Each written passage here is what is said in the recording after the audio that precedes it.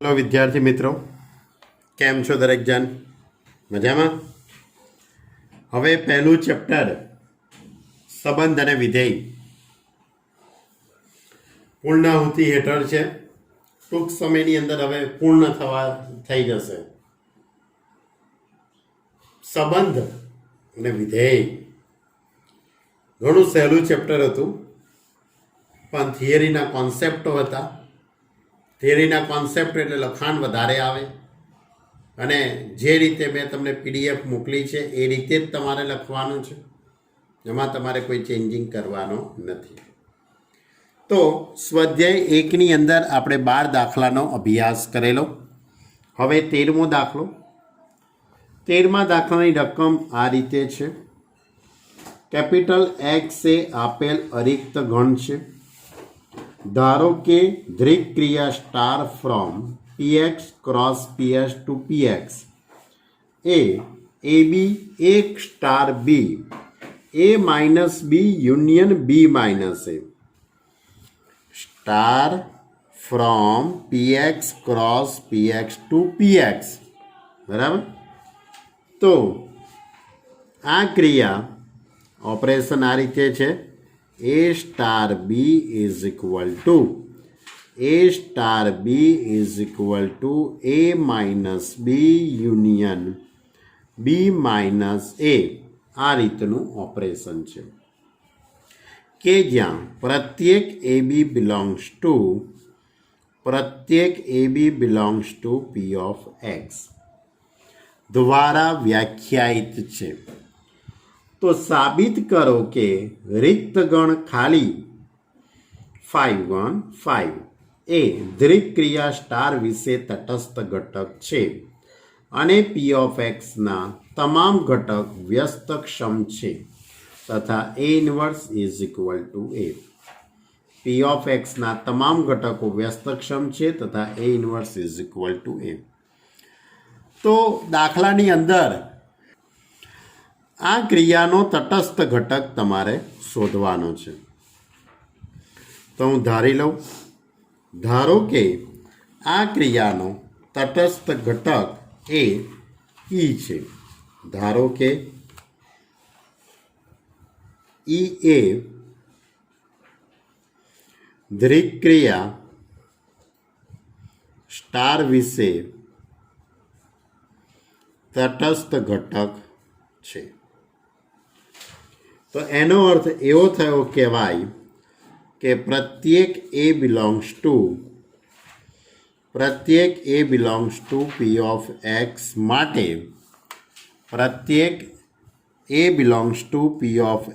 माटे A star E is equal to A तथा E star A is equal to A थाय।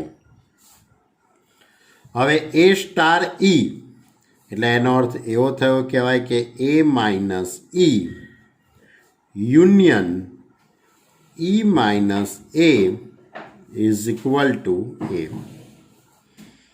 તથા આના માટે વિચારો તો E minus A union A minus E is equal to એ।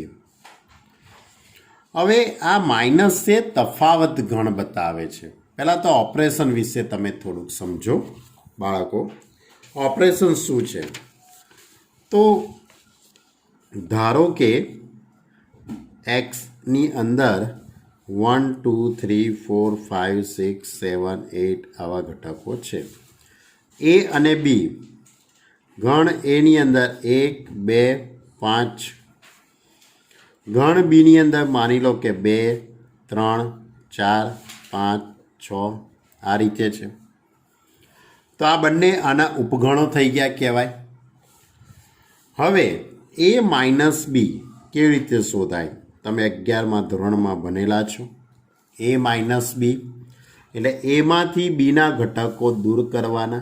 तो 2 અને 5 जता रहेशे तो गण ए नी अंदर 1 आवे। ए माइनस बी नो जवाब 1 आवे। हवे बी माइनस ए शोधू तो बी मांथी ए ने बाद करवाना।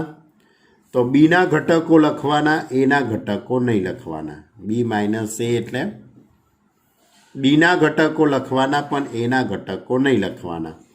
એટલે 2 અને 5 એટલે કયા આવશે? 3, 4 અને 6. આ બી માઇનસ એ. હવે તમારું અહીંયા જે ઓપરેશન છે A star B is equal to A minus B union B minus A. હવે આ બંનેનો યુનિયન કયો થશે? તો 1, 3, 4, 6. તો આ રીતનું ઓપરેશન છે. તો તમારે આ ઓપરેશનનો તટસ્થ ઘટક વિચારવાનો છે. તો મેં ધારી લીધો કે તટસ્થ ઘટક કયો છે? ઈ છે. તો એ minus E union E minus એ કરીએ તો જવાબ તમારો એ જ આવવો જોઈએ. તેવો કયો ઘટક થશે? બરાબર, એવો કયો ઘટક થવાનો છે? તો બુદ્ધિનો ઉપયોગ કરવો પડશે. કોઈ પણ ગણમાંથી 5 બાદ કરી કાઢો તો એ જ આવવાનો છે. બરાબર, એ minus 5 is equal to A થશે. કારણ કે માની લો કે ગણ એની અંદર 5, 6, 7 છે અને ગણ બીની અંદર કશું જ નથી. હવે આ બેનો તમે તફાવત ગણ શોધો તો એના ઘટકો લખવાના હોય છે, બીના નથી લખવાના. પણ બીમાં કંઈ છે જ નહીં તો આનો જવાબ કયો આવવાનો? 5, 6, 7 એટલે કે એ. એટલે A minus B is equal to A. બરાબર, તો બી એ કયો ગણ થયો કહેવાય? ખાલી ગણ. એટલે A minus 5 is equal to એ. એ જ રીતે 5 માઇનસ એ કરવામાં આવે. એ જ રીતે લોજિકલી તમે વિચારો, 5 માઇનસ એ, ખાલી ગણમાંથી 5 બાદ કરી કાઢીએ તો પણ ખાલી ગણમાંથી 5 બાદ કરીએ તો જવાબ કેટલો આવશે? 5. તો એ minus 5 is equal to A થાય અને 5 minus A is equal to 5 થાય. હવે આ બંનેનો તમે યોગગણ કરવામાં આવે, આ બંનેનો યોગગણ કરીએ તો એ જ આવવાનો છે. કારણ કે કોઈ પણ ગણનો ખાલી ગણ જોડે યોગગણ કરીએ તો આપણો જવાબ કયો આવશે? એ. તો આ પરિણામ સત્ય બનવા માટે, આ જે પરિણામ જે મેં લખ્યું છે, આ ક્રિયા જે ઓપરેશન છે એ સત્ય બનવા માટે તમારે બરાબર આ પરિણામ ગાણિતિક રીતે સત્ય બનવા માટે તમારે ઈ બરાબર 5 જ લેવા પડે. બરાબર, એટલે કે A minus 5 union 5 minus A. તો એ માઇનસ 5 ઇઝ ઇક્વલ ટુ એ અને 5 માઇનસ એ યુનિયન 5. તો આ બંનેનો એ જ થવાનો છે. અને 5 minus A union A minus 5, 5 minus A તો જવાબ 5, એ માઇનસ 5 તો એ ઇઝ ઇક્વલ ટુ એ. એટલે કે માટે એ star 5 is equal to A. બરાબર, એટલે આ ક્રિયાનો તટસ્થ ઘટક એ કયો થવાનો છે? 5. એટલે કે આમ આ ક્રિયાનો તટસ્થ ઘટક અથવા એકમ ઘટક ઈ ઇઝ ઇક્વલ ટુ 5 થાય. હવે વ્યસ્ત ઘટક તો હું ધારી લઉં. ધારો કે એનો વ્યસ્ત ઘટક બી છે. ધારો કે એનો વ્યસ્ત ઘટક કયો છે? બી છે. તો A star B is equal to B star A is equal to E. એટલે કે A star B is equal to B star A is equal to 5. એટલે કે એનો અર્થ એવો થયો કહેવાય કે A minus B union B minus A is equal to B minus A union A minus B is equal to 5. આ ક્યારે શક્ય બને? તો આ શક્ય બનવા માટે આ પરિણામ શક્ય બનવા માટે તમે બી ઇઝ ઇક્વલ ટુ એ લેવામાં આવે ત્યારે શું લેવામાં આવે? ક્યારે શક્ય બને? કે જ્યારે A is equal to B, એટલે B is equal to A લેતા બનવા માટે બી બરાબર એ લેતા, એટલે A minus A is equal to શું થઈ જવાનું છે? એમાંથી એના ઘટકો કાઢી કાઢો તો નલ સેટ જ થઈ જવાનો છે, બરાબર.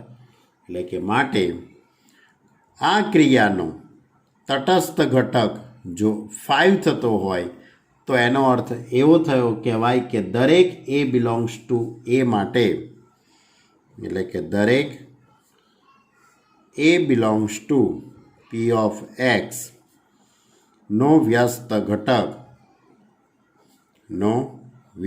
ઘટક એ પોતે જ થશે, એ પોતે જ થાય. એટલે કે માટે A inverse is equal to A. Clear?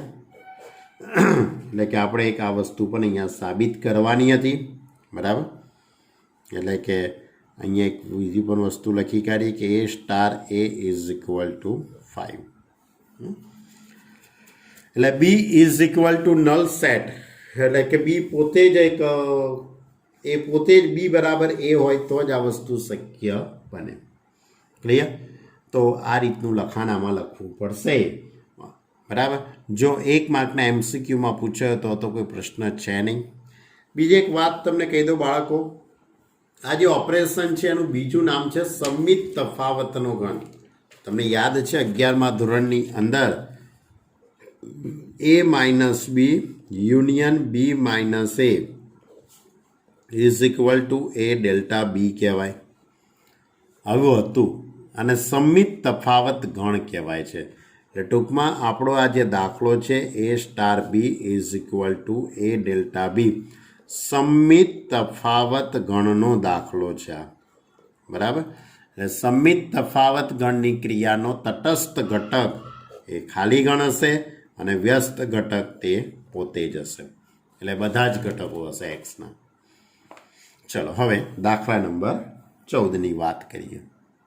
જો 14મો દાખલો આ રીતે છે, ગણ આપેલો છે 0 1 2 3 4 5 પર દ્વિક ક્રિયા સ્ટારને A star B is equal to A plus B, કે જ્યાં A plus B less than 6, અને બીજો વિકલ્પ આપ્યો છે A star B is equal to A plus B minus 6, કે જ્યાં A plus B is greater than or equal to 6 દ્વારા વ્યાખ્યાયિત કરેલ છે.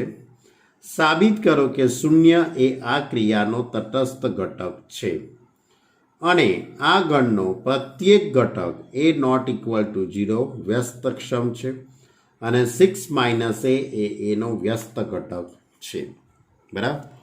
તો બાળકો સૌથી પહેલાં તો આપણે અહીંયા ગણ જે આપેલો છે 0 1 2 3 4 એને હું એ નામ આપી દઉં છું, બરાબર. કે ધારો કે એ ઇઝ ઇક્વલ ટુ, ધારો કે ગણ એ ઇઝ ઇક્વલ ટુ 0 1 2 3 4 5, બરાબર. હવે operation star from A cross A to A operation છે. હવે ઓપરેશન આ રીતે છે, A star B is equal to A plus B, કે જ્યાં જો એ પ્લસ બીનો સરવાળો 6 કરતાં નાનો હોય ત્યારે. અને બીજું ઓપરેશન છે એ પ્લસ બી માઇનસ 6, કે જો a plus b is greater than or equal to 6. Clear? તો હવે આ ક્રિયાનો તમારે તટસ્થ ઘટક શોધવાનો છે. તો હું ધારી લઉં, ધારો કે આ ક્રિયાનો સ્ટારનો તટસ્થ ઘટક ઈ છે. ધારો કે આ ક્રિયાનો તટસ્થ ઘટક કયો છે? ઈ છે. તો એની ઉપરથી આપણે લખી શકીએ A star E is equal to A થશે નિયમ પ્રમાણે, બરાબર, જ્યાં પ્રત્યેક એ બિલોંગ્સ ટુ એ, અથવા તો E star A is equal to A થવા જોઈએ. તો હવે અહીંયાથી બે વિકલ્પો થાય. પહેલાં આપણે વાત કરીએ A star E is equal to A.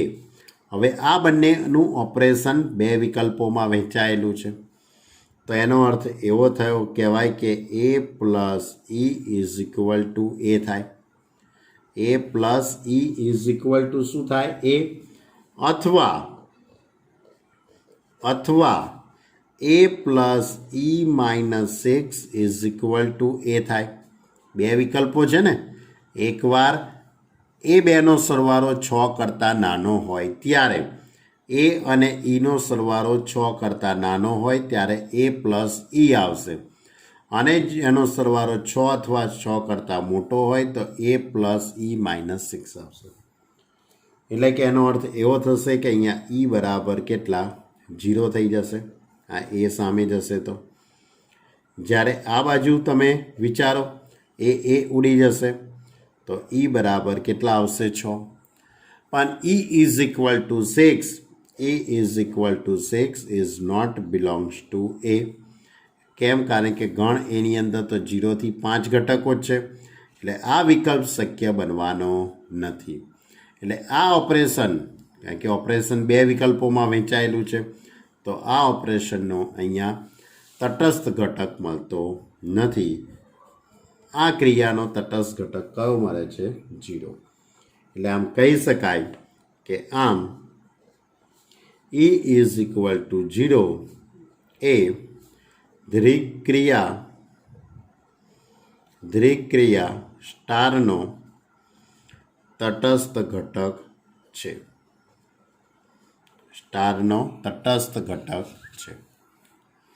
હવે વ્યસ્ત ઘટકની વાત કરીએ. તો ધારો કે એ બિલોંગ્સ ટુ એનો વ્યસ્ત ઘટક એ કયો છે? બી છે. ધારો કે એનો વ્યસ્ત ઘટક કયો છે? બી છે. તો એની ઉપરથી આપણે શું લખી શકીએ? A star B is equal to E લખાશે. હવે A star B is equal to E એટલે કે A star B is equal to 0, કારણ કે ઈ બરાબર 0 છે. હવે એ સ્ટાર બી માટે બે વિકલ્પો છે. A plus B is equal to 0, અથવા બીજો વિકલ્પ છે A plus B minus 6 is equal to 0. બે વિકલ્પો છે. હવે અહીંયાથી એને સામે લઈ જઈશું તો B is equal to minus A થશે. પણ B is equal to minus A તો શક્ય નથી, કારણ કે ઋણ સંખ્યાઓ તો આપણા ગણ એમાં તો છે જ નહીં.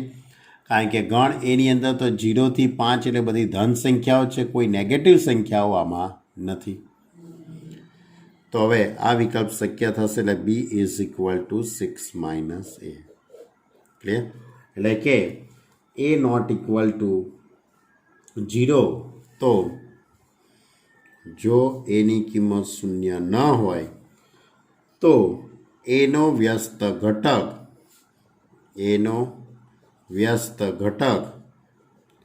6 માઇનસ એ થાય.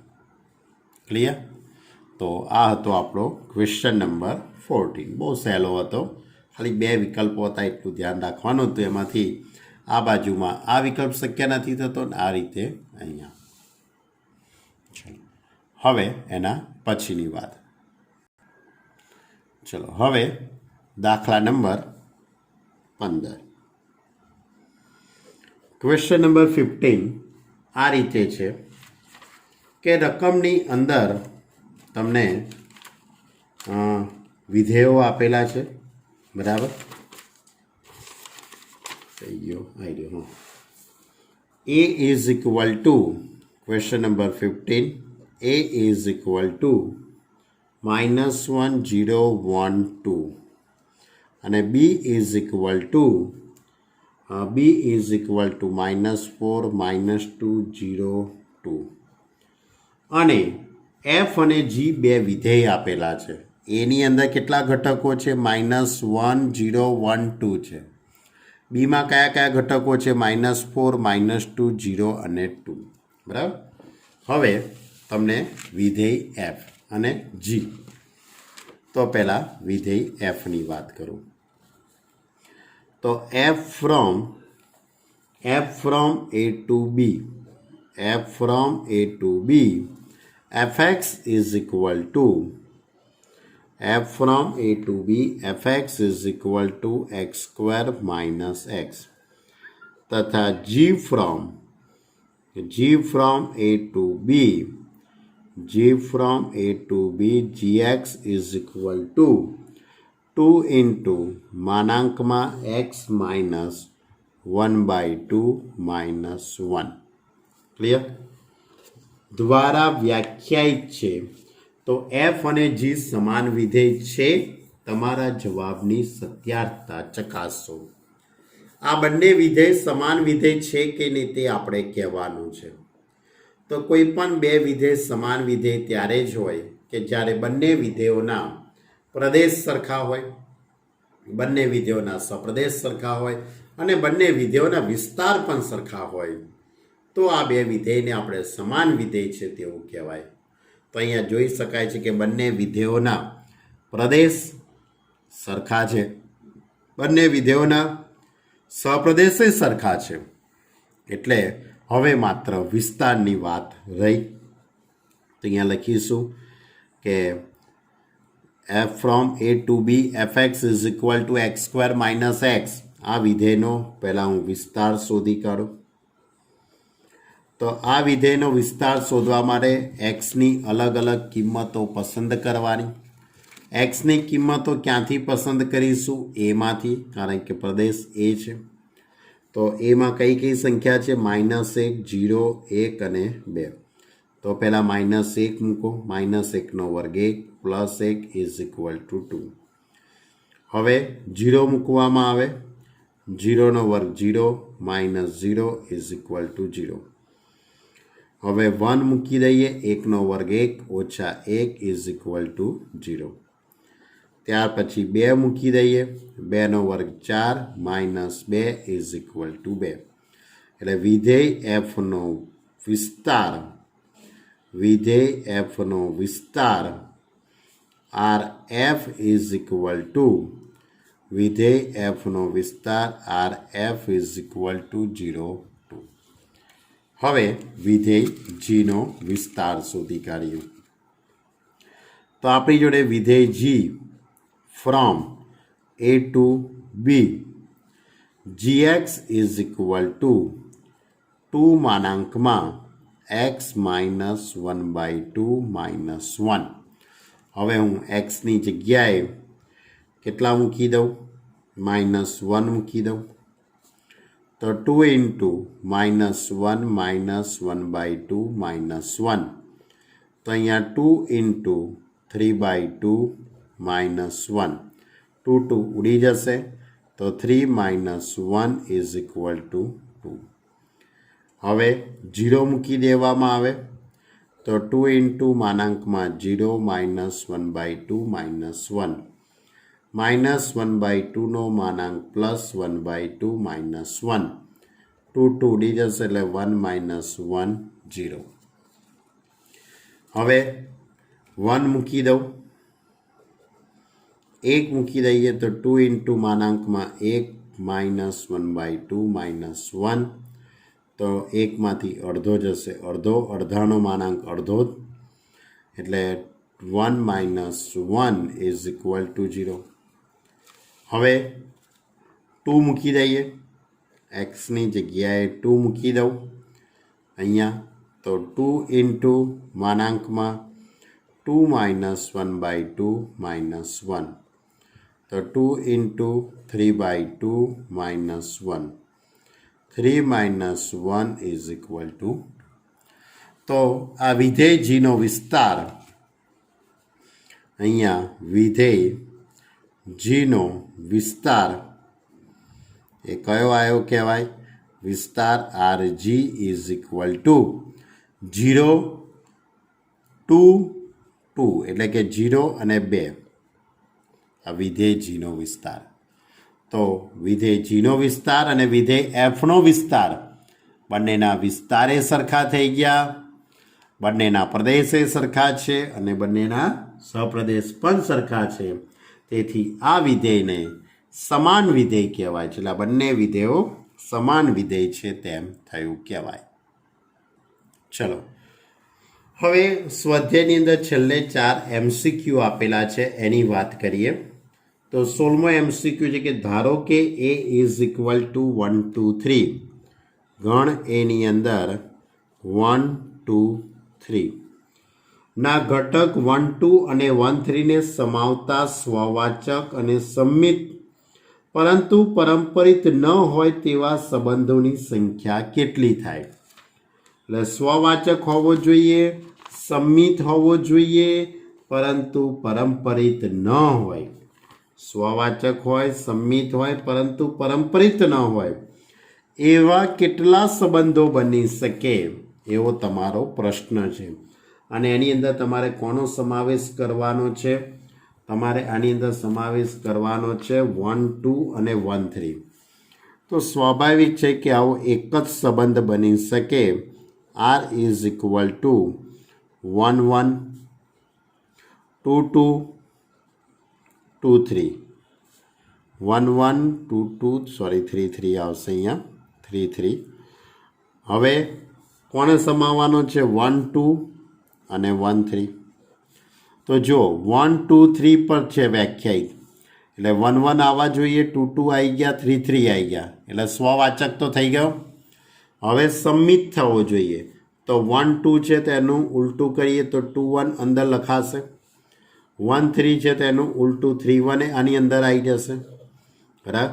એટલે હવે આ સંમિત એ થઈ ગયો, કારણ કે આમાંથી કોઈ પણ આપણે જોડ લઈએ છીએ તેનું ઉલટું કરીએ તે અંદર આવે છે. X Y belongs to R હોય તો Y X belongs to R થાય છે.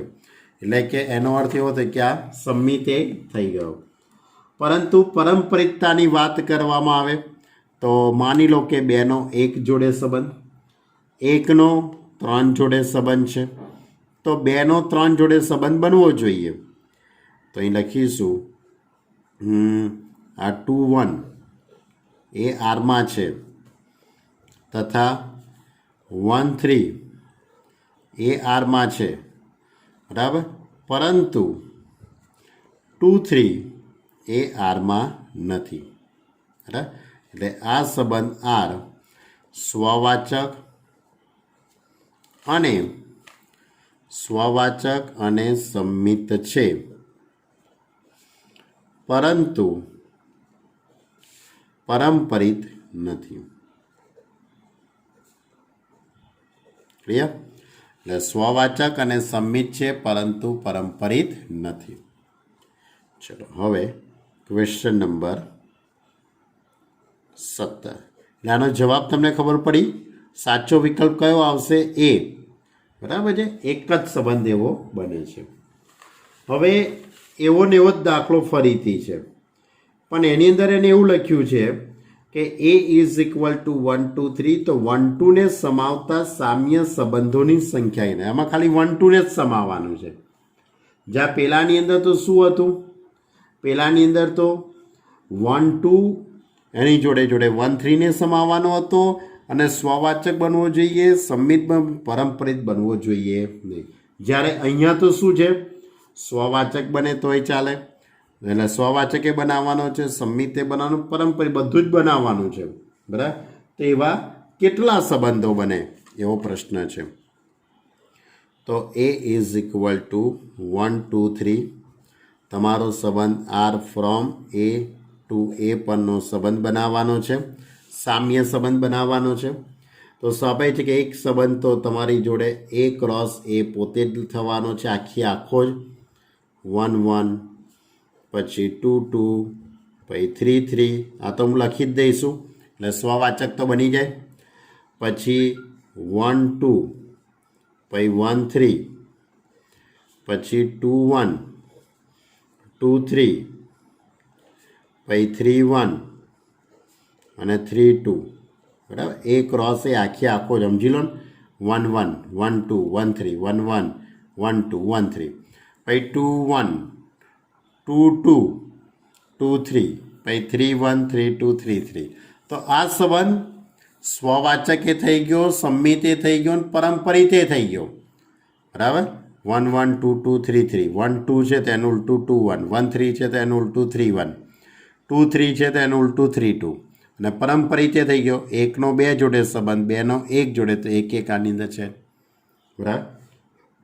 બીજો એક સંબંધ, હવે બે સંબંધો બનશે અને 1 2 ને સમાવવાનું કીધેલું હતું તો આપણે 1 2 ને પણ સમાવી દીધો. એને 1 2 ને પણ સમાવવાનું કીધેલું ને, એટલે 1 2 ને પણ સમાવી દીધો આપણે. હવે બીજો કયો સંબંધ બનશે? તો આવો બની શકે 1 1 2 2 3 3. હવે 1 2 ને સમાવવાનો છે તો 1 2 એનું ઉલટું 2 1. આ સંબંધ સ્વવાચકે છે, સંમિતે છે અને પરંપરિતે છે. બરાબર. તો આવા કેટલા સંબંધો બનશે? બે સંબંધો બને કે 1 2 ને સમાવતા હોય, 1 2 ને સમાવતા હોય એવા ટોટલ બે સંબંધો બનશે કે જે સ્વવાચકે થશે, સંમિતે થશે ને પરંપરિતે થશે. એટલે આનો સાચો વિકલ્પ જવાબમાં આવશે. સાચો વિકલ્પ એ બી વિકલ્પ આવે છે. બરાબર. ચલો હવે ક્વેશ્ચન નંબર 18. હવે 18મો MCQ આ રીતે છે. ધારો કે એફ ફ્રોમ આર થી આર એ ચિહ્ન વિધેય છે. ચિહ્ન વિધેય વ્યાખ્યાયિત કરીને આપેલું છે અને જી ફ્રોમ આર ટુ આર એ મહત્તમ પૂર્ણાંક ભાગ વિધેય છે. બરાબર. Box x. તો શું ગોફ અને ફોગ એ 0થી 1માં એકના એક જ છે, એટલે કે સમાન છે? તમારા જવાબની યથાર્થતા ચકાસો. શું કહેતો છે પ્રશ્ન? ફરીથી સમજી લો બાળકો. બરાબર. 18મો પ્રશ્ન MCQ નથી, પ્રશ્ન છે ભાઈઓ, ક્વેશ્ચન છે કે એફ એ ચિહ્ન વિધેય છે. એફ એ ચિહ્ન વિધેય છે.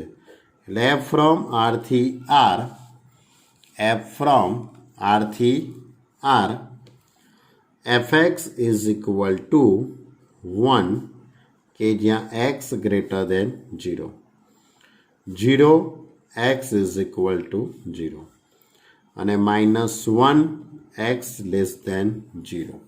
f એ ચિહ્ન વિધેય છે તથા g ફ્રોમ આર થી આર, g ફ્રોમ આર થી R gx is equal to box x, gx is equal to box x.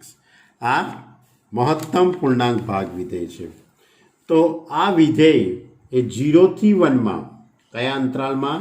0થી 1માં સમાન વિધેય બને છે કે નથી બનતું એ તમારા જવાબની સત્યાર્થતા ચકાસવાની છે. તો x બિલોંગ્સ ટુ આપણે બધા માટે વાત નથી કરવાની. x belongs to only 0 open અને 1 ક્લોઝ, આટલાની જ વાત કરવાની છે. તો હું આમાંથી કોઈ એક સંખ્યા પસંદ કરું, ધારો કે 1/2. કઈ લીધી? 1/2. તો ગોફ 1/2. તો શું થાય? GF 1/2 લખી શકાશે આવું મારે થાય. હવે 1/2 ની કિંમત કેટલી આવશે? 1/2 f ચિહ્ન વિધેય છે. f ચિહ્ન વિધેય છે તો ચિહ્ન વિધેયના નિયમ પ્રમાણે કોઈ પણ ધન સંખ્યાનો જવાબ હંમેશા એક જ આવે. કોઈ પણ ધન સંખ્યાનો જવાબ કેટલો આવે? 1 જ આવે. જી ઓફ 1 એટલે કે બોક્સ 1 અને એકનો બોક્સ તો એક જ થવાનો. આ મેં ગોફ શોધી કાઢ્યું. હવે શું શોધી કાઢું? ફોગ. એફ ઓ જી એની અંદર 1/2 પસંદ કરું તો એફ જી 1/2. 1/2 એટલે 0.5 કહેવાશે. 1/2 એટલે 0.5 એટલે બોક્સની અંદર 1/2 તો is equal to F of 0.5. તો 0.5નો બોક્સ કેટલો આવે? 0 આવે. બરાબર ને? જી વિધેય થયું ને. તો જી ઓફ 1/2 તો જી એક્સ બરાબર બોક્સ એક્સ તો 1/2 એક્સ બોક્સમાં 1/2. 0.5નો બોક્સ કેટલો આવવાનો? 0. અને 0 માટે કિંમત કેટલી આવશે? 0. કારણ કે એફ એ પાછું ચિહ્ન વિધેય છે. 0માં જવાબ 0 જ આવવાનો છે એફ માટે. તો શું થયું? બંનેના જવાબ અલગ અલગ આવ્યા કહેવાય. એટલે G O F 1/2 is not equal to F O G 1/2. બરાબર. તો એફ અને જી એ સમાન વિધેય નથી. બરાબર. કોના માટે? એક્સ બિલોંગ્સ ટુ 0 થી 1માં. એટલે 0 થી 1માં એફ ઓ જી અને જી ઓ એફ સમાન વિધેય નથી. આવું તમને કદાચ 1 માર્કના એમની અંદર પૂછી શકે. પણ 1 માર્કમાં તો ના પૂછાય, પૂછવું હોય તો 2 માર્કમાં પૂછે લોકો. ચલો હવે એક છેલ્લો એક MCQ આપેલો છે પાછો 19 નંબરનો. 19 નંબરનો એક MCQ આપેલો છે બાળકો. બરાબર. પ્રશ્ન એવો છે 19 નંબરનો, ગણ AB પર દ્વિક ક્રિયાની સંખ્યા કેટલી થાય? A is equal to AB. 2 ઘટકો છે તો star from A cross A to A માટે દ્વિક ક્રિયાની સંખ્યા કેટલી થાય? તો બાળકો યાદ રાખજો, દ્વિક ક્રિયાની સંખ્યા શોધવા માટેનું સૂત્ર દ્વિક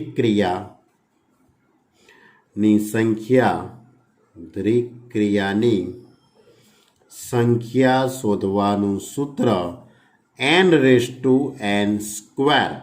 કયું સૂત્ર છે? n⁻n². n એટલે 2. આની અંદર 2 ઘટકો આપેલા છે એટલે 2⁻²⁴ એટલે 2 ની 4 ઘાત અને 2 ની 4 ઘાત એટલે કે 16. એટલે દ્વિક ક્રિયાની સંખ્યા શોધવાનું સૂત્ર. બરાબર. n⁻n². બરાબર. તો આની અંદર ધારો કે 3 ઘટક હોત તો 3⁻³ લખાત એટલે 2 ની 9 ઘાત 3 ની 9 ઘાત થઈ જાત. બરાબર.